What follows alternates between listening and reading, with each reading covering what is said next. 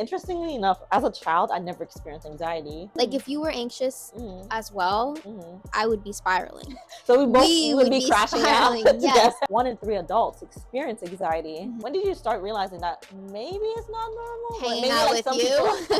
People, if I'm going through PMDD, then I don't think. Welcome to the Candidly Cozy podcast. Grab your tea and let's get cozy. Hi guys. Welcome back to the Candidly Cozy podcast. I'm Emily. And I'm Jolie. Here in this podcast, we have candid conversations about everything related to the women experience. So we talk about everything relatable, everything empowering, and everything therapeutic. Yes, there we are. And today we have a interesting episode. Yes. And what is that episode, Emily? Today we're going to be talking about anxiety. Yes, but specifically my anxious brain versus my non-anxious brain. Yes. So we wanted to do an episode where we dive into what it's like to have anxiety versus what it's like not to have anxiety. Because with the statistics out there, 1 in 3 adults experience anxiety. And it's mostly it's women are twice as more to be affected by anxiety compared to men. And considering we're both women and our podcast is mostly geared towards women. Thank you to all the men who've been watching us. We appreciate you guys. We love you guys. Thanks. And since we're women, we only have our experiences as women. We thought it would be a great topic to discuss today. Yeah, especially because I'm more of the anxious kind of person and you're more of a non-anxious. Yeah, don't get me wrong. I do experience anxiety. I do get anxious, but for me, it's very situational. So I would not really consider myself an anxious person by any means. Yeah. But in terms of anxiety, I will say I'm not diagnosed. I don't have anxiety disorder. I just have what is considered like normal anxiety. It's not debilitating. It's usually triggered by something. There's something situational or just something that's happening that causes me to be like a little bit nervous, stuff like that. But just wanted to clarify that anxiety doesn't necessarily mean that you are diagnosed with it. I'm just someone who experiences nervousness under certain situations. And we're going to get into that. Yes, we're going to get into that. So I want to really pry Emily's brain. So what does anxiety feels like? Can you describe what it feels like, the experiences with that? Yes. So for me, honestly, the smallest thing makes me nervous. I think it has a lot to do with it being tied to my overthinking, my perfectionism, my comparison, also with just like my generalized like worry for like anything and everything I do. So for me, it's like just normal anxiety, like being anxious about a presentation or being anxious about writing a paper, being anxious about making a phone call. Like simple things just make me nervous, but I don't necessarily have like a debilitating, like chronic worry about certain things. Like it's just in that moment, and then like 5 minutes later, like I'm back to normal. But it's definitely something that I get hit by in like waves every single time. I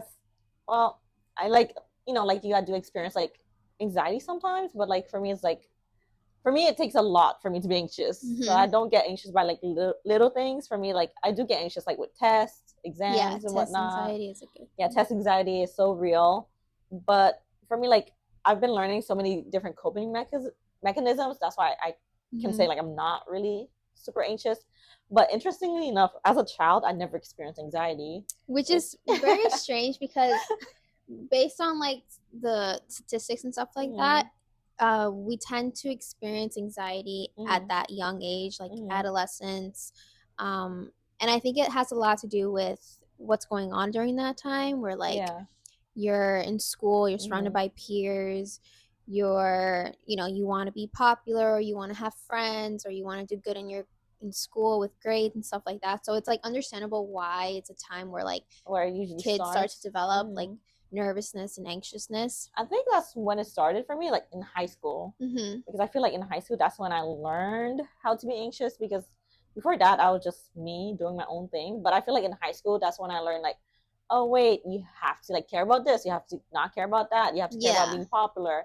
Oh wait, you have to care about how you dress, how you present yourself.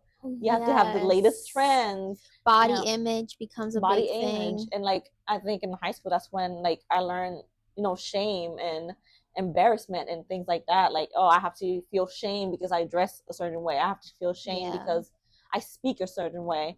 So I guess like that's where it started for me, like where I learned about anxiety.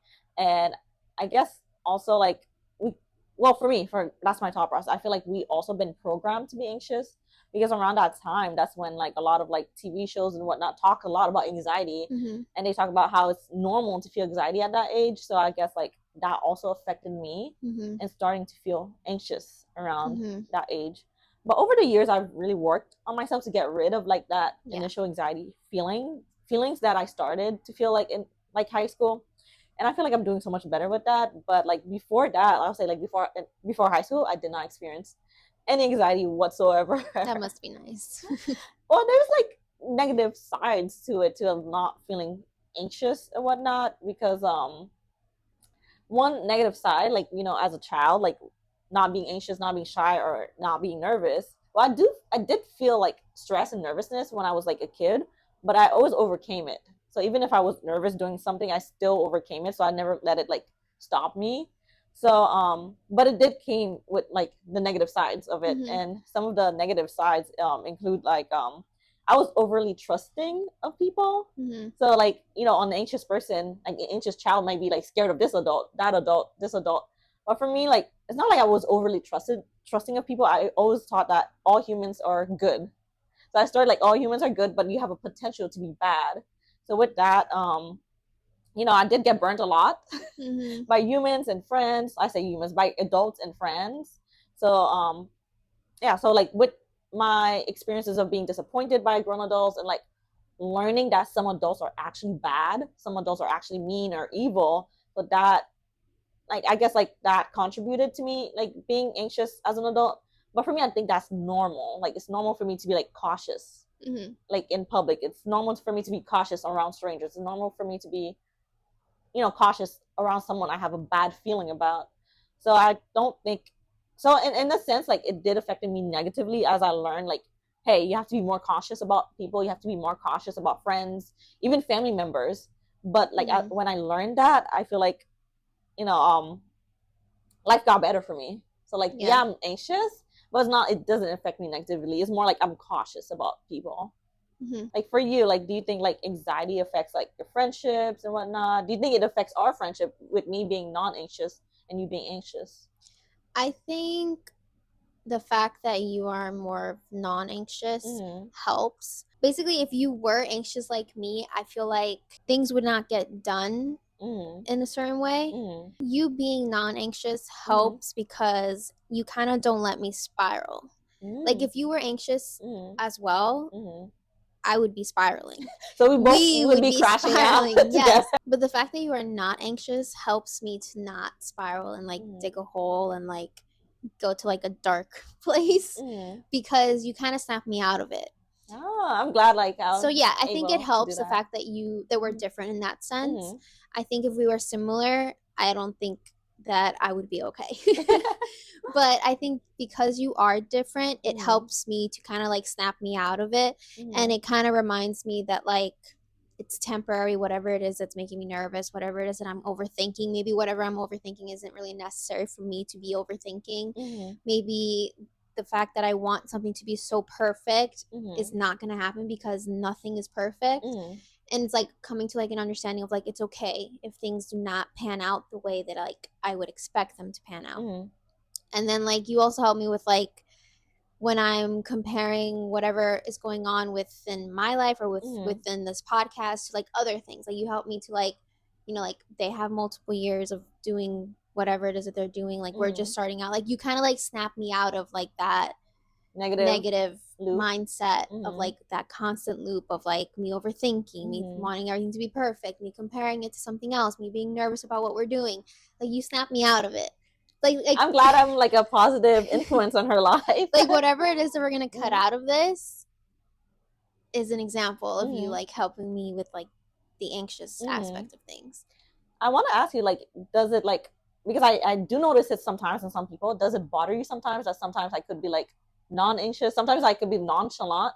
I don't think I'm super nonchalant, but like, does it, No. like, is there any like does it like bring like, do you get like annoyed sometimes with like certain situations? I don't think so. I Mhm. think, like I said, it just helps me to like not get me so fixated on certain things. Mhm. It helps me to just like be at ease. Mhm. So like the fact that you're not like me Mhm. is good.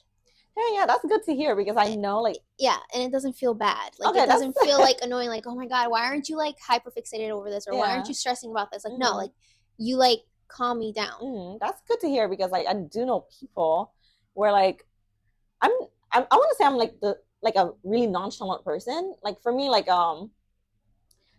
I'm not a I am an overthinker, but I do it in my Mhm. head. Mhm. Like for me, I tend to be quick on my feet. Mhm. So like for me in like really stressful situations, I'm usually calm. So like I've Yeah. learned like that it's a skill that I learned like a while ago. And for some people, they get annoyed. So like some people are like, "Oh, the world's like burning. Like, why are you so calm?" I'm like, "No, I'm not." You know, like I'm thinking about how to get out of it. Yeah. So for Yeah. me, it's usually like I'm thinking like few steps ahead. Like, okay, we can do this, we can do that. Like anything that happens, like there's an out to it. So like my mindset, I also like my mindset plays a big role to that. So I'm very optimistic. Mhm. So I always think about the positive, but I'm realistic as well. So like I Mhm. think about like the positives and like how I can get there. Yeah. So like realistically, because for me it takes me a while. Like it takes a lot for me to crash out. Yeah. It Yeah, does. yeah, and As like you can see, it takes very little for me to yeah, crash out. and like and whenever I do crash out, I'm so proud of myself because like I have to get to that point. Like if I crash out on someone, that means like in a way like you deserve it because I have to get to that point where I'm like I feel like okay like I need to like defend myself or like I need to like it's probably gonna be a pattern. It's gonna bother me or like Mhm. okay it's getting out of hand. So like I have my limits, but like it takes me a while to crash out. Even when I crash out, I don't go really crazy about it. I can say like an example between us, like where like we were in a like a stressful situation and she was anxious but I wasn't. So like I remember like the first night where we had technical difficulties about the podcast and Mhm. we had to upload it like the episode for tomorrow and it was midnight guys. Like we were working since like 5 or like 3 p.m. Oh yes, I Yeah, remember we were now. working since 3 p.m. It was like probably like midnight and I was at her house still like trying to figure it out and she was stressed but I'm like no we're gonna figure this out like Yeah. and I was like very much like on my feet like thinking about like different ways to try different things. So I was like trying different things. My computer was crashing, her computer was crashing, and at the end of the day like we figured it out. Yeah. Yeah, so that's like one example because like for me I'm like okay there's other ways around it. So like the typical route we tried to do it was not Yeah, it wasn't working. working. So we're like and I'm like okay let me think there's other ways around, let's try this way, let's try that way. Meanwhile she was like oh my gosh it's over for us. Oh my gosh, but eventually like we figured it Yeah, we out. did. Yeah. We just had to get closer to the Yeah. Oh yeah, to the router we Yeah. figured that out. Oh yeah, and we recently had a technical difficulty. Well it's kind of like my fault, so like I'm a little bit of a But we've procrastinator. kind of like We've kind figured of out yeah now what to do. yeah I figured that out. Like I had to like upload the episode like by tomorrow, and guys it was like 2 a.m. I couldn't figure that out. My computer was crashing out, all my normal like methods were not working. Yeah. So I'm like okay there must be another way, there must be different ways. So I figured out another way and like it ended up working, and like guys I stayed up till 5 a.m. that night. And yeah she was texting me, she's like oh do you have this episode up, do you have this out? And I kind of felt bad because I did not want to text her at like 3 a.m. Like, hey girl, I'm struggling. I'm like, you know what? I'm gonna figure it out. And I kind of did figure it out, but it's still like it didn't work out. But like I didn't have anxiety about it. So like the next morning we were on the phone and we kind of like tried to figure it out together. Mhm. So like I said, it takes a while for me to crash out, but I do have my moments where like I am more susceptible to be anxious. Like for me, like when I'm about to get my cycle, like my period, that's like, you know, that's the luteal phase. Like for me, that's like I tend to get more anxious. I tend to get more sensitive. I tend to get snappier. I tend to get snarkier. Yeah. But that's like a common experience, like for women. It's not an enjoyable time. No, like it's not at all. And I think like you were diagnosed with yeah, PMDD. I've Yeah. never been diagnosed, but I'm pretty sure I got it too. Mm-hmm. But it's yeah, PMDD sucks. it's awful. Yeah, so like for me, like not like I said, normally I'm not anxious, I'm not nervous, but like around that time, for whatever reason, I guess the hormones start acting up in my brain. I get really anxious. I get like I'm just not myself. That's when I Yeah. start getting to like the negative loops. I start having crying spells and whatnot. But like Yeah.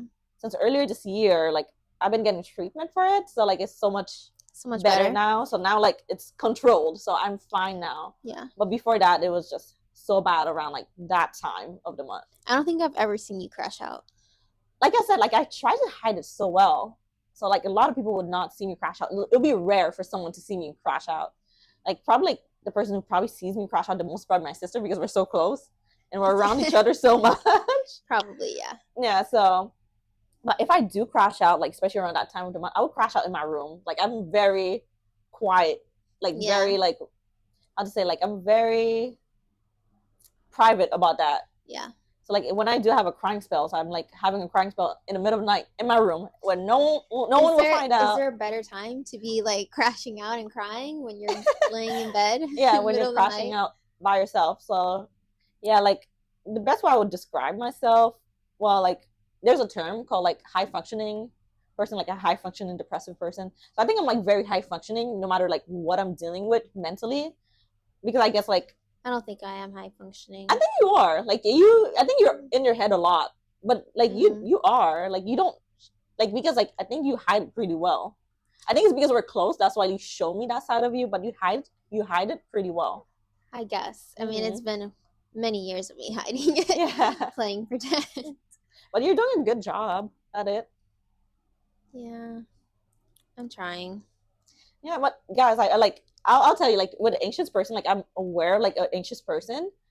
Like with Emily, like she used to ask me, like, am I negative? I'm so negative. What? I'm like, no, girl, you're not negative. You're not. I feel like I'm like the most pessimistic person. She's not, because I've been around pessimistic people, but I know it's her anxiety making her feel that way. And I have other friends. Yeah, I have other friends and family members who are also anxious.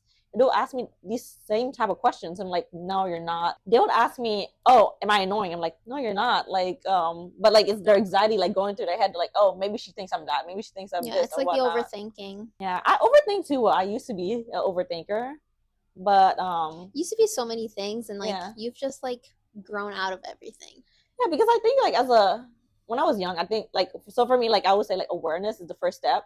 So when I was young, I was aware of like so many things about myself, and I'm like, okay, I need to like improve. I need to do better. Like one of these things, I'm like, I need to like, I like one of my goals, like when I was like a child, like in high school, I'm like, oh, I need to like have like a higher self-esteem. So I was working on that since I was younger. Or I'm like, oh, I need to like calm my mind because I'm such an overthinker. It's affecting my life. So I learned like to find my ways around that. But like I said, I'm not perfect. I'm still like, it's still a process. It's still a journey. Like I do have like my down moments, but like I think like for me, because it took like years for me to get to where I am. Yeah. So like I want to show you guys that like, you know, like you're not stuck in being who you are forever. Yeah. Like for what, like if you have like any negative aspects of yourself you want to change, you can change it. So look at me, like you can do that. Okay, so Emily, I have another question for you. So where do you think the source of your anxiety came from? I remember you mentioned that it started when you were like young in high school, but like where do you think that came from? Honestly, I have no idea. I just feel like I've always been a very nervous kind of person, I guess, like unsure Even about things. I think so. I think a lot of it had to do with just within myself, like being like having low self-esteem type of thing, like that tied into it. Because then it went from being something internal to like having external factors and made me nervous. But yeah, I think it was that like there's not like one situation that I can remember that I was like, oh, that's where my anxiety started. So you don't have any core memory, any villain story? No, I think my brain needs to be studied because I have like no memory. From like what age? What age do you not remember? Honestly, like you couldn't even say like a year ago, and I'm like, I don't remember anything. I'm so bad. I went to the neurologist once, and they were like, oh, it's just because you don't pay attention to things that much, or like you don't like focus on things. And I'm like, what? I don't know what that means. I don't know. So yeah, I'm not really sure where my anxiety stems from. But like I said, I think it's just a bunch of things. It started? Do you remember when? I mean, I'm pretty sure I was young. I'm pretty sure that's the thing. Like, I don't remember. So, but like, I'm pretty sure, like, for sure, like 4th grade, like I already was dealing with anxiety. So young. Yeah. Oh my gosh, 4th grade. I don't know why. I truly don't know why. So like in your brain, you're just like, you always been that person. Yeah. So you never had like a period of your time where like I wasn't anxious. Like for me, like in my childhood, I'm like I wasn't anxious. No. And like anxious about like big things and anxious about like small things. So like in your brain, you're probably like, oh, it's normal. Yeah. I thought it was normal. I thought everybody was anxious. When did you start realizing that maybe it's not normal? Hanging maybe out like with some you. people, maybe some people are not that anxious. I guess maybe high school.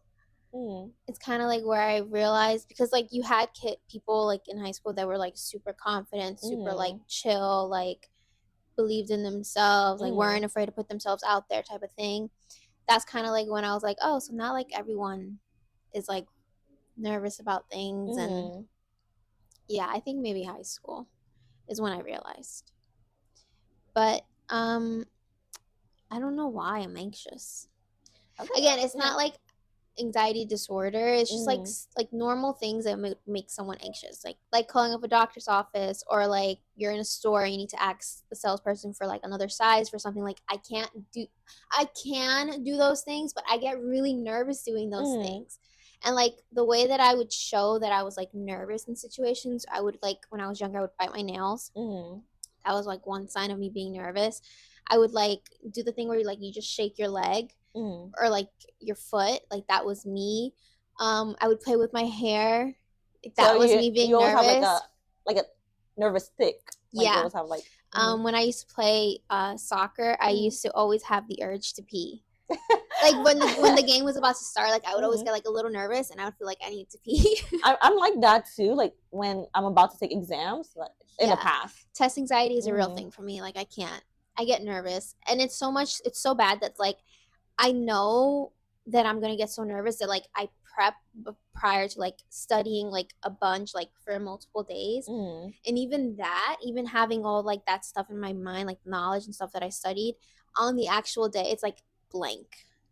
That has happened to me, but I don't get test anxiety all the time. For me, like when I don't study, I know like I'm gonna fail. That's when I get like anxiety. I'm like, oh shoot. I think it's easier when it's like a subject that like you kind of like enjoy, or you like understand better. But I still get nervous because, again, like my perfectionism like comes in and it's like, you gotta get like 100 or at least a 90 and above. It's annoying. I think it's pretty cool how like you do have like anxiety and you're nervous, but yet you still do what you have to do, like despite it. Yeah. Like you still like, because like I said, you're very high functioning. Like you do what you have to do. You hide it pretty well, although in your head you're like, no, I'm like a mess. Like no, not at all. Like you know, it took me like years like for you to like share with me that that's how you've been feeling and whatnot. But I think it's pretty cool and admirable that you're still like kicking ass out there. I guess if you say so. Even though you're anxious. When do you realize that, okay, I have to change, I have to do something about it, like it's affecting my life, or like how is it affecting your life? Answer that first. How has it been affecting your life? Because you did mention like you get anxious calling people, but you still do it. And how, like... No, I don't. I have my mom call. Okay then. But like when do you realize like, okay, maybe I have to do something about it? I mean, sometimes I think to myself like, okay, I'm probably never gonna see this person again, so like I'm probably never gonna have to talk to this person again, or like, so you give yourself affirmation. Yeah, like I'm not the only person they're gonna be speaking to today. Like I'm not the only person that probably feels this way. Like I try to like psych myself out after I psyched myself in. So that's smart. I do that too. Kind of what I do. I do that too. I think last summer I was not okay. As you can recall, I was not okay mentally last summer. Oh, I remember. You were actually going through a lot. Yeah. And me too. I was not okay too. I think it had a lot to do with like I overthink everything. So like for me, it's like all or nothing type of mentality. Yeah, me too. So it's like the slightest like flaw, the slightest mistake, I'm like destroyed. So then I was like getting myself out of that, because it's like it's so not healthy to think that way and to feel that way. So I think getting myself out of that and like changing like my perspective on things and like trying to change my perspective on that helped me with like dealing with the nervousness, with the anxiety that I was experiencing. It's like helped me now kind of like shift that. but I'm still working on it. I'm a human being. Like, let's be honest. I'm proud of you working on it. I can sit here and say, like, oh, yeah, I'm doing so much better, and then, like, be crashing out after we finish filming. Or I can just be real and be like, okay, like, today it's a good day. Like, today I'm okay. Today I'm good. Like, I'm doing the right things. And then, like, maybe next week I do the wrong things that I was doing before. But then I come back. So it's like a up and down type Well, let me give you some feedback. You've been doing good, because since starting the podcast, at the beginning, you would crash out. Yeah. Like, about little things. Like, if we have, like, minor technical difficulties, you'd be like, oh my gosh, this is not working. I'm like, Emily, we can figure it out. Let me try it that way. Yeah, that's what I'm telling you. That's why this works. Because but now you're so much better, because, like, the other day when, like, all my devices were crashing, I was like, girl, just send it over to me. I got you. Yeah, that's when, like, Emily would, like, actually crash out. But, like, you were so calm. I'm like, oh my gosh, she's gonna crash out. Because I was like, I can do it. I can figure it out. I mean, you had shown me, like, how you did certain things. So I was like, I can definitely try to fix it. See, guys, like, improvement, growth right here with this podcast. And, like, what you mentioned, like, all or nothing mentality, like, it takes one thing for you, like, to, like, start crashing out. For me, like, that was, like, with PMDD. Like, normally I'm not like this. Normally I'm like, I can take a lot on my plate, and I can, like, be overwhelmed, but I can still tackle through it. But with PMDD, I just can't can't handle it. Like, one thing goes wrong, I get so overwhelmed and whatnot. But like I said, it's controlled now, so I'm fine. Now I'm back to my normal self. But, like, with me, like I said, like, PMDD started, like, in pharmacy school. And I think, like, it got triggered in pharmacy school. Yeah, I think that was definitely, like, a situational type of thing for you. So for me, it took me a while to figure out that's what's going on, because I'm like, oh my gosh, I'm normally not like this. I normally can handle a lot. I normally don't crash out. I normally don't get sad about certain things. But I realized, like, it was, like, certain patterns. But, like, I'm not like that all the time. So it's, like, usually, like, around a certain point of, like, of your cycle that happens. So it took me a while for me, like, to figure that out, because I'm like, okay, what's wrong with me? And then once I figured that out and realized, oh, that's what it is, and, like, find the root of the situation, then I'm like, oh my gosh, I'm so much better now. So I'm just saying that to say that, you know, sometimes, like, there's another source that you might not be aware of, like, with your anxiety. Maybe you might have PMS, maybe you have PMDD, or maybe you might have diagnosable anxiety, generalized anxiety disorder. So yeah, that's why, you know, I'm sharing that with you guys. So what does not having an anxious brain mean to you? For me, because it feels like a normal brain. Because, like I said, like, growing up, I did not had anxiety. So, like, for me, like, when I don't have anxiety, to me, like, that's normal. So for me, like, when I was experiencing PMDD, for me, that was so abnormal for me. I'm like, that's so not me. So, like, when that started happening, I'm like, okay, I need to do something about it, because that's so not me. But like I said, I experienced, like, normal anxiety, like, with certain situations, but I always think myself out of it. I always, like, talk myself out of it, think myself out of it. So if I'm psyched up about something, I always try to, like, calm myself down. So that's a good question. So what does it mean, not having anxiety? To me, it's a normal brain. It's not me, like, I don't want to say it. I don't want to be insensitive saying, like, someone with anxiety brain is not a normal brain. So that I don't want to come off that way. But for me, like, because I'm so used to not having anxiety growing up, when I don't have it, to me, that's normal, if that makes any sense. But for you, what does it mean, having anxiety? I think for me, having an anxious brain just means that one of my weaknesses is the smallest things can affect me. I feel like I feel things very deeply. Like, I'm very in touch with, like, the energy people give off and stuff like that. So you're an empath? Possibly. Again, you know about these kind of things. I don't know anything. I just exist. But I think because I have an anxious brain, because I'm more susceptible to being, like, nervous in, like, situations, all my other stuff, my overthinking, my comparison, my perfectionism, just, like, comes at me. And it just means that, like, I'm sensitive.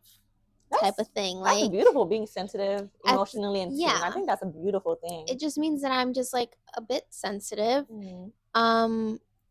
The same way that the smallest things can get to me, the smallest things can, like, alleviate my brain. Yeah, and, like, with you, like the smallest things I notice you find pleasure in the smaller things in life. Yeah. You find beauty in small things in life. So like, yeah, there's beauty into it. And I also want to ask you, so what does a non-anxious brain means to you? So like, I think a non-anxious brain is a brain that doesn't overthink every situation, every conversation, every scenario. But what does it mean, like, for you? Like, if you have a non-anxious brain, like, do you want that? Is that your goal? Like, what does it mean to you? I would love to have that, because then it would mean that I don't care so much about insignificant things. It would mean that, like, there's more peace in my mind. It would mean that physiologically, like, I'm good. Like, I don't have the urge to pee. My heart isn't pounding out of my chest. No shaking legs. No shaking of the leg. I think having a having a non-anxious brain would just be like I don't know, like a gift, I guess. I don't know. It'd be so nice. Well, I say, like, your emotional side is also a gift. I mean, but my emotional side is a little cuckoo sometimes. So it would be nice to not be super emotional. I feel like I'm a very sensitive person. So that doesn't help with the fact that I have, like, an anxious kind of a brain and anxious mentality. It doesn't really help me. So how does your sensitivity, like, plays with your anxiety? Like, because I'm thinking, like, maybe, like, you're probably, like, scared of someone hurting you. That's why, like, you don't want to call someone. You probably don't want to talk to people. So how does that mix with everything? Well, yes, I think it's like all the emotions. Like, I'm scared, or I'm like nervous that I'm gonna make someone upset, or I'm nervous that I'm gonna be a bother. Oh, so you're like thinking about their emotions as well. Oh, I think I care more about what other people are gonna feel or think or say than like me type of thing. I can see how that happens. I learned since I was younger, like, a lot of times people don't care about me as much as I think they do. So like with that, I'm like, like, I have this quote in my head. I'm like, it might sound mean, so I might cut it out. Like, I'm not responsible for grown adults' emotions. And it works, like, especially with dating, especially, like, if like a guy tries to, like, emotionally manipulate me, it would not work on me, because I'm like, I'm not responsible for your emotions, because I know, like, for me, like, I have, like, certain, like, standards for me, like, that I set for myself when it comes to treating people. For me, I'm like, as long as I'm not disrespectful, I'm respecting you, as long as, like, I communicate well with you, and I treat you as a human, I've done my job. I did my job, and, like, I don't owe you anything else. So, like, I also have this quote in my head. I'm like, the universe doesn't owe me anything, and I don't owe the universe anything. And I know it sounds very negative, but not really. It's like, if someone's nice to me, like, it doesn't cost me to, like, anything to be nice to another person. Because, like, if someone's nice to me, they don't owe to be nice to me. So, like, whenever someone's like, let's say someone, like, is like, tries to, like, emotionally manipulate me, or like someone's upset. Let's say someone's upset because I set my standards or boundaries. I'm like, that has nothing to do with me. I'm like, I was respectful. I communicated what I needed. I communicated, like, I respected myself, and I didn't harm you. So, like, I didn't do anything wrong to you. So if you're upset because I communicate my boundaries, if you're upset because I communicate my standards, if you're upset because I'm protecting myself or anything, that has nothing to do with me, and I'm not responsible for your emotions. So that's, well, my thought process with that. Yeah. What is your thought on, like, what would be the perfect scenario for an anxious brain? Like, let's say you have an anxious brain. What do you think would ease that? Well, like, knowing how my brain works, so, like, that's the only experience I have. Knowing how my brain works, like, let's say I have an anxious brain and I'm going through an anxious situation, and so I'll probably go through the same process that my brain typically goes through. I'm, like, looking at different possibilities to get out of that situation, or alleviate myself out of that situation. And I like to think beyond that. So I'm like, okay, let's say the worst was to happen. How would I get out of that too? So, like, I like to think, like, ahead. So I think, like, with that, like, well, I know, like, with overthinking, it's also like an anxiety manifestation. But for me, like, I overthink, like, positively as well. So I do it, like, negatively, neutrally, and positively. So I'm like, okay, so, like, this situation happened. What's the best case scenario? How can I get to the best case scenario? okay, what's the worst case scenario? So let's say the worst case scenario happens. How can I get out of that? How can I survive from that? So like I think of like different possibilities, and I think beyond the possibilities. So like that's how I deal with it. So like even like if I go through like my most anxious moments, that's how I typically deal with it. But like if I'm going through PMDD, then I don't think. I just crash out. I just go through my negative spiral. Everything just keeps piling up, and then you've had enough. I'm like, I can't. Out. Yeah, I can't do it anymore. But I think like that's when it comes like, maybe like that's something for me to work on. Well, like I have like a support system, like I have my sister, my brother, and some friends that I can confide that in them. But like usually like because I'm so not anxious, I don't usually like I don't usually use my support system as much. But like earlier this year I started therapy, so like that's helping a lot. So like having that support system helps a lot. And for you, like how's your like support system been helping you out with your anxiety? How have you been leaning on that? Well, okay, so there's two things. There's like the support system that's like actual human beings in my life that like I confide in and like help me, like you, my mother, like I can open up to you guys, and like my other friend, I can open up to you guys, and you guys can kind of like walk me off the ledge type of thing.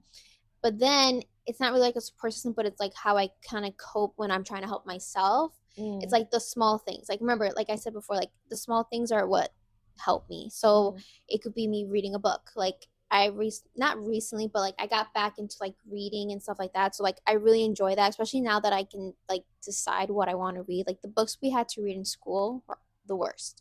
Hated those books.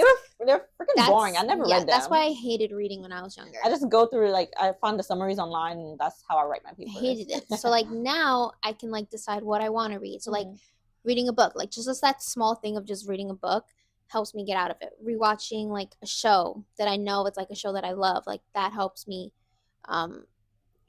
break out of my like anxious brain a bit. I also like walking like Oliver, and like pretty soon I'll be walking Charlie also. So like doing things where like I get outside kind of helps. Like just small things help me, or like getting like a treat that I've been like craving, or like just something to like boost my mood. Those like small things help me. That's so cute. I kind of do that too. Like I remember when I was in undergrad, I was in college. Whenever I'm having a bad day, it doesn't matter what happens, I get myself a bacon, egg, and cheese sandwich. Yeah. For whatever reason, that always boosts my mood. So every time I have a bad day, I'm like, you know what? At least I have my bacon, egg, and cheese sandwich. And other things I do, like I always like, so going to college, even in grad school, people will tell you, I'm always decked out. So I always have my makeup done. I always dress nice. I would actually wear heels to school, like that's booties. So I'm like, but in my head, I tell myself, I'm like, you know what? I might have the worst day today, but at least I look cute. At least I'm not worried about how I look. Or like make my bed. I'm like, you know what? I might have the worst day today, but at least my bed is ready for me. So yeah, I do little things like that. And other ways, like I cope, like I mentioned that a lot, like meditation. So like I said, like I mentioned that before, like I used to overthink a lot in high school, but ever since I've been meditating for a long time, guys. Yeah. So I'm not doing it as much as I should. I should get back onto it again. But meditation helps a lot with anxiety for me. It helps a lot with overthinking a lot. And I do notice a difference whenever, like, let's say I meditate every day for a week versus I don't meditate every day for a week. There's a difference in my brain, like how I think, how I manage things and whatnot. But that's what works for me. So I think it, like, when it comes to coping with anxiety, like you have to figure out what works for you, and try to incorporate like that. Like Emily, like for her, it's like reading. For me, like reading does not help for me. Like, you know what else helps me though? Like, you know how like there's some people like that they're anxious or they're nervous about something because they're cleaning or they're decluttering or they're organizing. Oh yeah, some people are like that's that. me. Yeah. But that's not me every time that I'm like nervous or anything like that. But like doing that kind of stuff, like it's like soothing. So like I enjoy doing that kind of stuff. That's but good. When I'm like really like stressed out about something, like I'm super nervous about something, you'll definitely like see me cleaning or like getting rid of a bunch of stuff and like reorganizing my room. Is that why your room changed? Honestly, I feel like the room change was like a good thing. Like, it is. I like the energy of the room now. I don't know. I mean, it's just like they only see this. Like, you guys would only see this part, but like overall, like the whole room itself, like it changed a lot. It just feels so much more like peaceful, more calm, more like light. So like there hasn't been a night, well, that's a lie. There's been one night, but there hasn't been like multiple nights where I've been here and I'm like feeling super depressed or like feeling really sad. Wow, look at that progress. Yeah. So that helped. Yeah, so I think like, wow, you mentioned a good point. I think like environment like plays a big role. Like for her, she changed her room. And I noticed that too with me. You know the quote they say like you're the sum of like 5 people around you. Like whenever I'm with like a group of people who are like, let's say, negative or anxious and whatnot, like it does rub off on me. It takes a lot to for something to rub off on me, but like after a while, like it does rub off on you. Especially like if I watch like negative content. So that's why like I learned to like stop. Like I block a lot of like different negative like channels, negative pages. Like whenever I watch negative content, I do notice it affects me. I do notice like I'm looking behind me when I'm walking down the streets. I do notice different things. And I also notice like a lot of my friends who are anxious, they tend to watch a lot of like murder mysteries or like real crime, true crime. And I notice you do watch these things too. Sometimes, but I avoid that. I don't watch it. But like it's not like I don't think like, oh, it will never happen to me or whatnot. I just think like, what are the odds? That's my head. I'm like, what are the odds, you know? But like at the end of the day, like you have to like, you know, for me, like at the end of the day, I'm like, as long as I'm cautious, you know, I'm not talking to strangers, I'm not sharing my information online, as long as like I'm careful, like I make sure like I'm not in dangerous situations, I'm not in dangerous neighborhoods. I always let my parents and my family knows where I'm going. Like I should be fine 90% of the time, because like these things happen like to like, unfortunately, like probably like 1% of people. But I'm like, if it happens to me, like what are the odds? Like I'm just really unlucky that day. But I noticed that's like some of the differences with like my anxious friends versus me, like where I'm like, I realize like, wait, maybe I am different. Like because like some things like people think about and overthink about, I don't think about those type of things. Yeah. Like people would talk to me, they're like, oh, they get nervous going on dates. I'm like, I don't get nervous. Well, in the past I used to, but like nowadays I'm like, I don't get nervous. You know, I'm just me. Or like they get nervous about certain things, like when they go out, like taking the train, they get nervous about like some things like people would normally get nervous about, but I don't get nervous about that. Like walking in the park at night, people would tell me like, oh my gosh, guy, oh my gosh, girl, that's so dangerous, da da da. I'm like, I'm in a safe neighborhood. Like, what are the odds? No, girl. No. Don't walk in the park at night. What's wrong with you? Oh my God. You sound like my mom. My mom was like, God. Oh yeah, like for example, like at one point I wanted to like move out. I wanted to go, I think I was telling you, like move to like either Texas or Florida. Or like I was even considering California and whatnot. My mom got so nervous for me. She's like, oh my gosh, girl, like you're so small. What if someone just snatch you like out of the streets and whatnot? I'm like, Mom, I traveled by myself before. Like I'm fine. I'll be fine. But yeah, that's just me. Like that's my normal. That's like my normal brain. But like that's when I realized like, oh, maybe I'm not as normal as I thought I was. You gotta worry a little bit. No, I do worry. Like I do have like, you know, I am like attentive like in certain situations. Like if I'm in a bad neighborhood, like I'm very attentive. If I'm on the like a train late at night, like I'm very attentive. Like and I trust my intuition. So like if I have a feeling someone's a bad person, I don't interact with that person. Or like if like I have a feeling someone like might be a narcissist or something, I just block you. Like I don't want to like explore that to see where that's gonna be, because I trust my intuition. I trust like my past experiences with like people disappointing me. I trust like figuring out patterns. Like for me, like I read into patterns a lot. So if I see certain patterns of behavior, someone's treating me a certain way, like I pay attention to that. So it's not like I'm just going in life like la-di-da. It seems like I'm going through life la-di-da, but it's just like I trust myself and I trust my intuition. So if I like notice certain things, then I'm like, okay, that's something I have to pay attention to. Yeah.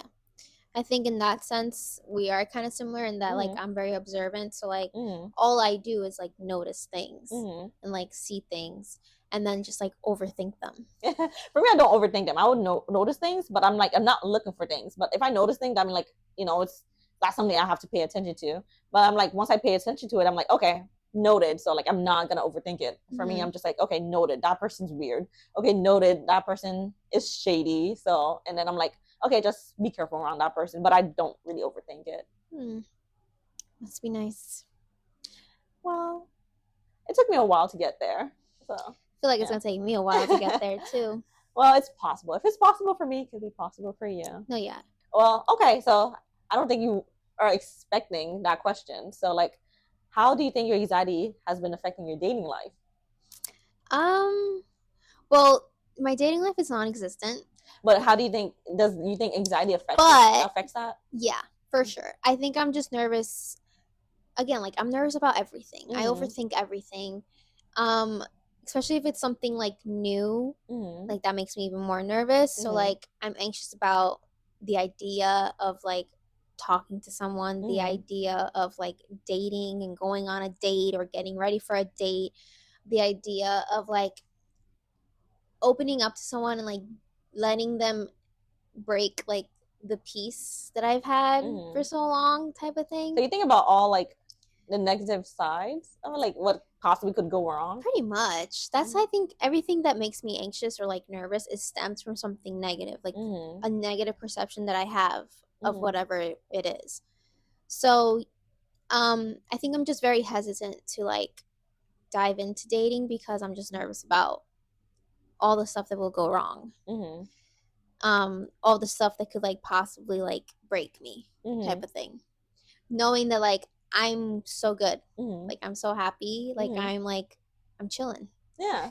Like I've been single for forever, so like I'm content, you know. And just like the idea of like someone coming in and like not disturbing, but someone coming in and like being added into this mix kind of makes me nervous. No, I hear you. Do you think like it's because like there's so many negative stories about dating? Sure, there's that. There's like stuff that you've seen, stuff that you hear. There's stuff that you see within like your own family that you're just like, oh yeah, that's not gonna fly with me, or like. But like, given that, I know there's like so many like good stuff, and there's like good things that happen. I don't know. I just don't feel like.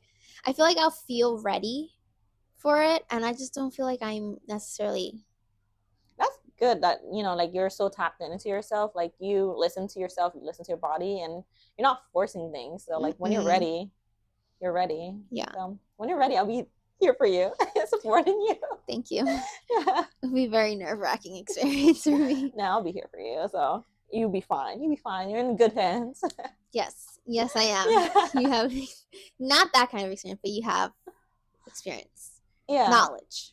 Yeah. So like positive knowledge. I'm very like I said, I'm an optimistic person. So I'm not like even like if I hear negative things about dating and whatnot, I think about like how I want the positive for me in my life. How I want that's really like all positive. You would want. Yeah.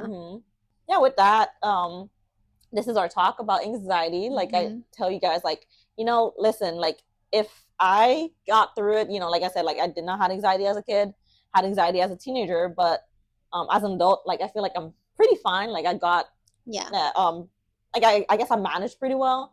And I want to like share with you guys, listen, if like I can manage pretty well, like you can as well. And with Emily, as you can see, she's growing. You can see some growth with her. And this was a topic we wanted to talk about for a long time. Since starting the podcast, this is like an episode we wanted to film for so long. Yeah. I don't know why we pushed it off for so long. I don't know. But I hope you guys really enjoyed this episode because we really were vulnerable in this episode with you guys. It was just something we always wanted to do, be candid and vulnerable with you guys, share our experiences, and we want to have a safe space for you guys to also share your vulnerable experiences as well. And letting you guys know that, hey, I'm human, I'm a woman just like you, she's human, she's a woman just like you, and we're all going through this together. So with that being said, I hope you guys enjoyed this episode because we really enjoyed making this episode for you guys.